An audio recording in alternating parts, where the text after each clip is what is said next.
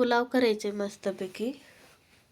तांदूळ घ्यायचे, एक तांबे उकळायला ठेवले, तांदूळ स्वच्छ धुवून घ्यायचे 2 पाण्यानं. उकळत्या पाण्यात मीठ टाकून शिजवायला ठेवायचे. थोडंसं लिंबू पिळायचे. लिंबू टाकल्यानं भात मोकळा होते. भात 10 मिनटे शिजवून घेतले की काढायचे. पुलावला फोडणी टाकायचे. तेल, लसूण, हिरवी मिरची, कांदा लांब कट करून घेतले. खडे मसाले टाकायचे. गाजर टाकायचे. बटाटे आहेत, वरली साल काढून घेतले, कट करून घेऊन टाकायचे. हिरवे वाटाणे, टमाटा, हळद, लाल तिखट मिक्स करून घ्यायचे. शिजवलेलं भात टाकायचे. परत मिक्स करून घ्यायचे.